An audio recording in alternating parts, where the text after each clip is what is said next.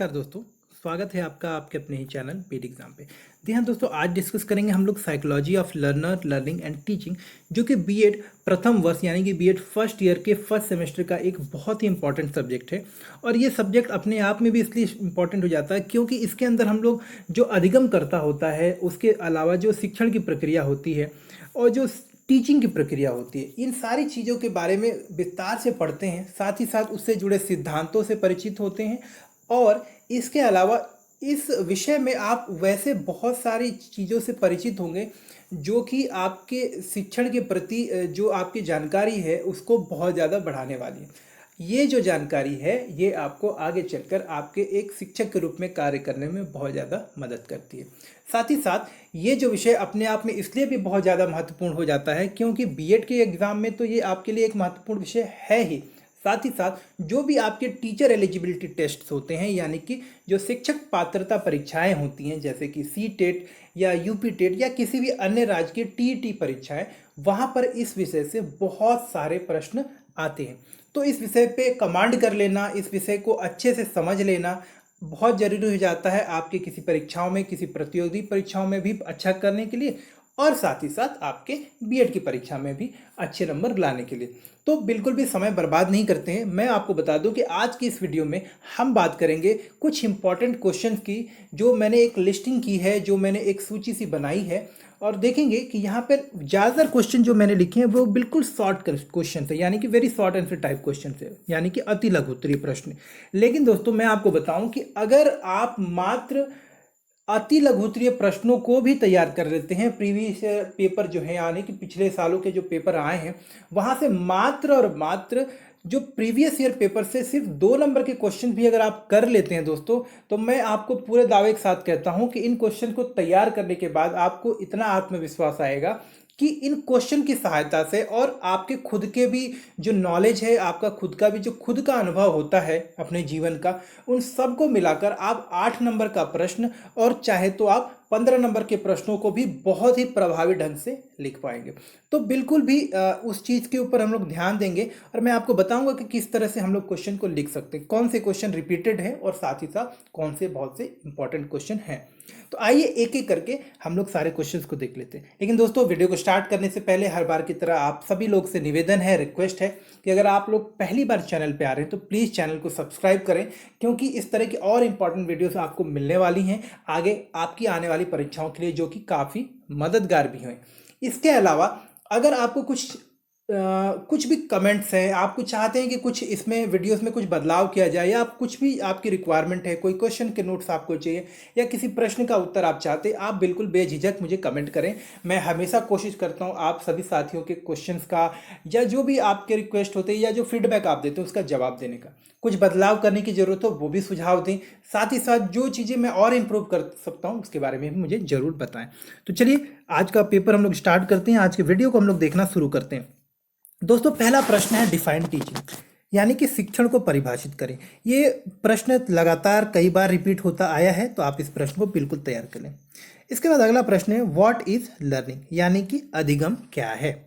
फिर प्रश्न आता है व्हाट इज कॉग्निशन। कॉग्निशन मतलब संज्ञान, संज्ञान का मतलब होता है किसी चीज के बारे में जानकारी ग्रहण करना, यानी कि संज्ञान की प्रक्रिया। कॉग्निशन मतलब चीज, किसी विषय के बारे में जानकारी इकट्ठा करना, उसको अच्छे से समझना। अगला प्रश्न ले लेते हैं। अगला प्रश्न है दोस्तों व्हाट इज थिंकिंग, यानी कि चिंतन क्या है। तो चिंतन की प्रक्रिया क्या है, बस यहाँ पर आपको इन प्रश्नों में मात्र परिभाषा लिखना है। कोशिश करें परिभाषा लिखें। अगर कोई आपका मनोवैज्ञानिक है या कोई चिंतक है या कोई राइटर है या कोई शिक्षाविद हैं, अगर उनका कोई कोट आपको मिल जाए या आपको कोट याद हो तो आप उसको जरूर लिखें अपनी परिभाषाओं में, उससे उत्तर ज़्यादा प्रभावी दिखता है और आपका उत्तर भी पूरा हो जाता है। अगला प्रश्न है व्हाट इज फॉरगेटिंग, यानी कि विस्मृति क्या। देखिए यहाँ पे स्मृति लिखा हुआ है लेकिन आप इसमें वी और ऐड कर लें। दोस्तों मेरी तरफ से गलती हो गई है तो उसको माफ करें, इसको विस्मृति करना है। तो विस्मृति क्या है, यानी कि फॉरगेटिंग क्या है। तो यानी कि जो भूलते हैं हम लोग, उस बात के बारे में आपको लिखना है। हम क्यों भूलते हैं, उसके कई सारे कारण हो सकते हैं। उसमें एक कारण ये होता है कि कई बार हम जानबूझकर भी चीज़ों को भूलना चाहते हैं। ऐसे अनुभव, ऐसी चीज़ें, ऐसी यादें जो हमारे लिए सुखदायी नहीं है, जो हमको अच्छी नहीं लगती, हम उनको भूल जाना चाहते हैं। तो भूलने का एक बहुत बड़ा कारण होता है खुद का भी एक मतलब खुद का एक अनुभव जो अच्छा नहीं होता, वो ऐसी चीज़ों को भूलना चाहते हैं। दूसरा होता है मेमोरी, यानी कि जो चीज़ें हम लोग उसका बार बार इस्तेमाल नहीं करते हैं, चीज़ों को बार बार अभ्यास नहीं करते, तो वो चीज़ें धीरे धीरे दिमाग से चली जाती हैं।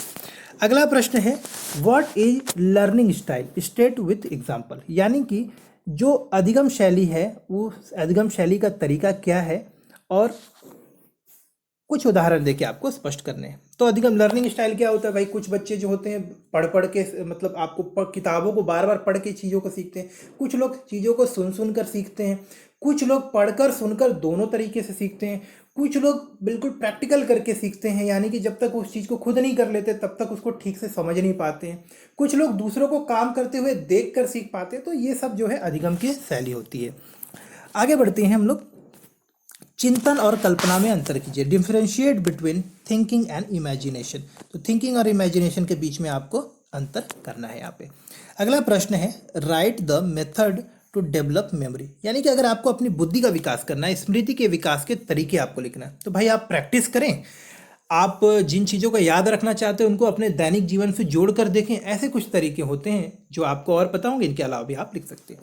ए टीचर इज अ को लर्नर, एक्सप्लेन इट। शिक्षक भी एक सह अधिगम करता है, इसकी व्याख्या करें। जी हाँ दोस्तों, एक शिक्षक भी सह अधिगम करता होता है।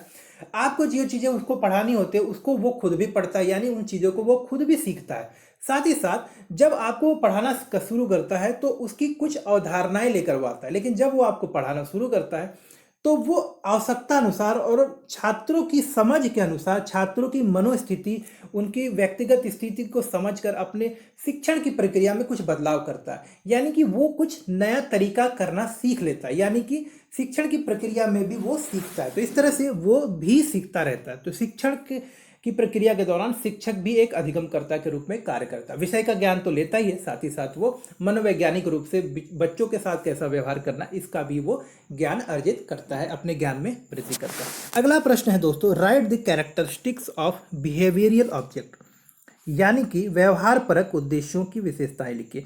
देखिए ऑब्जेक्टिव जो होते हैं ना बिहेवियरल ऑब्जेक्ट की, मतलब कि अगर आप किसी को पढ़ा रहे हैं तो आपका उद्देश्य क्या होता है कि बच्चे के व्यवहार में उससे बदलाव आएंगे। तो वो ऑब्जेक्टिव आपको यहाँ पे कुछ लिखने कि भाई अगर आप किसी को पढ़ा रहे हैं तो उससे आप क्या उम्मीद करते हैं कि बच्चा अगर प्रकाश संश्लेषण के बारे में समझ लेता है तो अब अगर आगे चल के वो प्रकाश संश्लेषण से होने वाली और सारी चीज़ों के बारे में इंटरेस्ट लेगा। तो शिक्षण के अंदर जो चीज़ें हम लोग करते हैं उससे हम किसी व्यवहार में बदलाव की उम्मीद करते हैं। तो ये सारी चीज़ें आप यहाँ पे लिख सकते हैं। चलिए आगे प्रश्नों में चलते हैं। अगला प्रश्न है व्हाट इज एंटरिंग बिहेवियर, प्रविष्टि व्यवहार क्या है।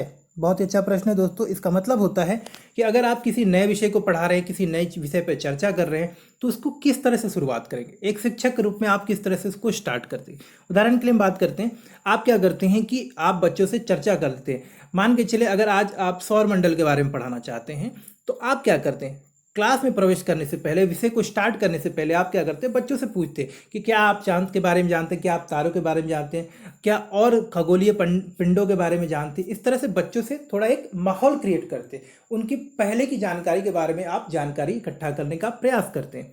तो ये होता है एंटरिंग बिहेवियर। इसको आप यहाँ पर इतना ही लिखें परिभाषा के रूप में। बाकी जब आपके 8 नंबर और 10 नंबर के प्रश्नों में आ जाए तो इसको विस्तार से छोटे छोटे भागों में बांटकर इसको लिखें कि किस तरह से आप एक टॉपिक को इंट्रोड्यूस करेंगे। अगला प्रश्न है explain the level of teaching, तो शिक्षण स्तर की व्याख्या करें। और अगला प्रश्न ले लेते हैं who propounded the theory of trial and error, यानी कि प्रयत्न एवं भूल के अधिगम सिद्धांत को किसने प्रतिपादित किया था। मतलब कि हम कई बार चीज़ों को बार बार कर करके फिर सीखते हैं कि कौन सा सही तरीका है। तो ये जो सिद्धांत है किसने दिया वो बताना है। अगला प्रश्न है डिफाइन वेरिएबल, यानी कि चर को परिभाषित कीजिए। चर यानी कि आपके दो तरह के होते हैं, सतत चर और असतत चर, यानी कि कंटिन्यूअस और डिस्क्रीट। तो आप इसके बाद परिभाषा भी लिख सकते हैं। अगला प्रश्न है name the stages of development, विकास की अवस्थाओं के नाम लिखे। तो विकास की अवस्थाएं मूल रूप से 4 होती हैं, आप उसको लिख दीजिएगा। आप किताबों में भी पढ़ चुके होंगे, अभी याद होगा आपको। डिफाइन इंटेलिजेंस, ये जो प्रश्न है अभी जो हम लोग देख रहे हैं दोस्तों, ये सारे प्रश्न कई बार रिपीट हो चुके हैं। तो आप इन प्रश्नों को बिल्कुल तैयार कर लें।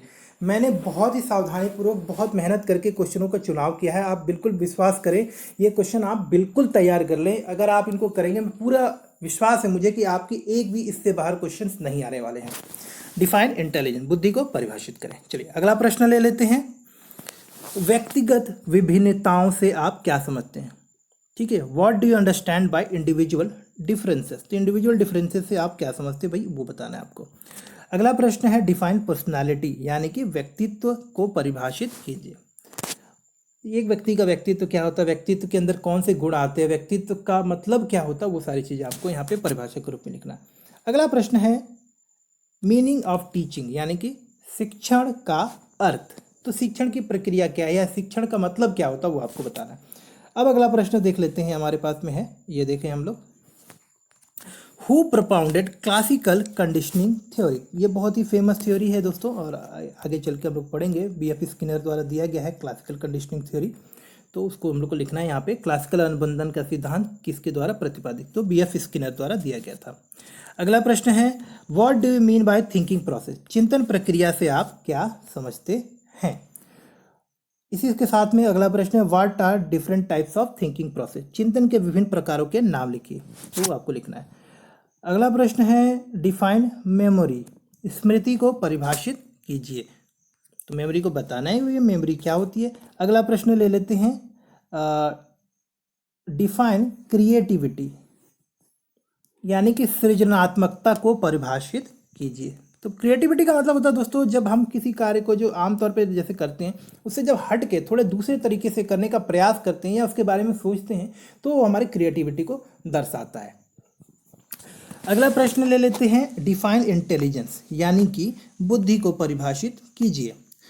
What is aptitude? अगला प्रश्न है व्हाट इज एप्टीट्यूड? अभिक्षमता किसे कहते हैं? अभिक्षमता का अर्थ होता है दोस्तों जन्मजात कुछ ऐसी खासियत, ऐसी काबिलियत, ऐसा कुछ कौशल जो हमारे अंदर होता है, जिसको ना हमने कभी सीखा है और ना हमें किसी ने सिखाया है।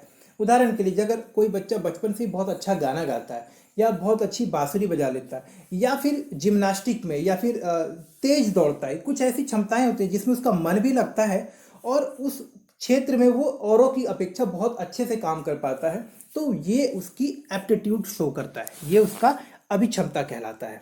चलिए अगला प्रश्न देख लेते हैं। What is the meaning of slow learner? पिछड़े बालक का क्या अर्थ है? नेक्स्ट क्वेश्चन है डिफाइन लर्निंग, अधिगम को परिभाषित कीजिए। सीखने की प्रक्रिया को आपको लिखना है, यहाँ पे उसकी परिभाषा दी है। अगला प्रश्न लेते हैं give any 2 causes of forgetting, विस्मृति के मुख्य 2 कारण बताइए। भाई हम लोग क्यों बोलते हैं? पहला कि प्रैक्टिस नहीं करते हैं, दूसरा कई बार हम लोग जानबूझकर उसको भूलना चाहते हैं, तो ये 2 कारण होते हैं। और नेक्स्ट क्वेश्चन है व्हाट इज इमोशनल इंटेलिजेंस? संवेगात्मक बुद्धि क्या है? देखिए इमोशनल इंटेलिजेंस का मतलब होता है कि आप अपने संवेगों को किस तरह से नियंत्रित कर पाते हैं, आप अपने गुस्से, क्रोध, खुशी के ऊपर कितना नियंत्रित करते हैं, ये आपकी इमोशनल बुद्धि होती है, यानी कि इमोशनल इंटेलिजेंस को शो करता है। तो इमोशनल इंटेलिजेंस की अगर हम परिभाषा रूप में बात करें तो मतलब ये होता है कि ये इमोशनली अपने आप को कंट्रोल करने की व्यवहार, अपने इमोशन के ऊपर जो हमारी जो पकड़ होती है उसको, उस क्षमता को दर्शाता है इमोशनल इंटेलिजेंस। अगला प्रश्न ले लेते हैं differentiate between growth and development. दोस्तों ये सारे प्रश्न बिल्कुल बार बार रिपीट हुए, तो मैं आपसे बार बार कह रहा हूँ कि इन क्वेश्चन को बिल्कुल भी ना छोड़िएगा, आप इनको जरूर तैयार कर लीजिएगा। अब देखते हैं differentiate between growth and development, विकास एवं वृद्धि एवं विकास में अंतर कीजिए। तो एक बॉक्स बनाएं, एक साइड लिखें आप ग्रोथ और दूसरी साइड लिखें डेवलपमेंट, यानी कि एक साइड वृद्धि और दूसरी साइड विकास, और फिर आप इनके बीच में 2-2, 3-3 अंतर लिख दें। अगला प्रश्न ले लेते हैं मीनिंग ऑफ इमेजिनेशन, यानी कि कल्पना का अर्थ। तो ये कल्पना क्या होती है, कल्पना की प्रक्रिया क्या होती है, ये सारा कुछ नहीं लिखना आपको, मात्र यहाँ पे कल्पना की परिभाषा को लिखना है। तो दोस्तों यहाँ पर जो महत्वपूर्ण प्रश्न है वो अभी समाप्त होते हैं। उम्मीद करता हूँ ये क्वेश्चन जो हमने अभी दिया है, जो हमने देखा है यहाँ पे, वो आपको जरूर काम आएंगे और इस तरह से आप अपनी परीक्षाओं के लिए पूरी तरह से तैयार हो पाए। दोस्तों इन प्रश्नों को भी तैयार करके आप अपने 8 नंबर के और 15 नंबर के प्रश्नों को आराम से लिख सकते हैं। करना क्या है आपको, प्रीवियस ईयर पेपर्स को सॉल्व करें, जिसके लिए आप हमारे चैनल की प्लेलिस्ट में जाएं, वहाँ पे बीएड फर्स्ट सेमेस्टर का पूरा प्लेलिस्ट बना है जहाँ आपको प्रीवियस ईयर पेपर्स मिल जाएंगे, उनको देखें, डाउनलोड करें और उसके बाद उनको तैयार करें। आपको कुछ भी एक्स्ट्रा पढ़ने की जरूरत नहीं है, आप प्रीवियस ईयर पेपर्स के ऊपर कमांड करें, साथ ही साथ सिलेबस के हर एक टॉपिक को एक बार पढ़ लें। आपका पूरा तैयारी हो जाएगी, आप परीक्षा में आराम से 70+ स्कोर करेंगे, ये मैं आपकी गारंटी के साथ कह सकता हूँ। लेकिन आपको थोड़ी मेहनत भी करनी पड़ेगी। क्वेश्चंस को लिख लिख के थोड़ा प्रैक्टिस करें। अब मैं अगले वीडियो में आपको बताता हूँ कि बिना पेन पेपर चलाए आप किस तरह से लिख के प्रैक्टिस कर सकते हैं। और आप अगला वीडियो देखते हैं, इसमें आपको मैं दूसरे विषय के बारे में भी इस तरह से इंपॉर्टेंट क्वेश्चन बता रहा हूँ। चलिए दोस्तों, फिर हम लोग अगले वीडियो में मिलते हैं, तब तक के लिए नमस्कार। और अगर आपको वीडियो थोड़ा भी अच्छा लगा हो तो प्लीज़ चैनल को एक बार को आप लाइक जरूर कर दें।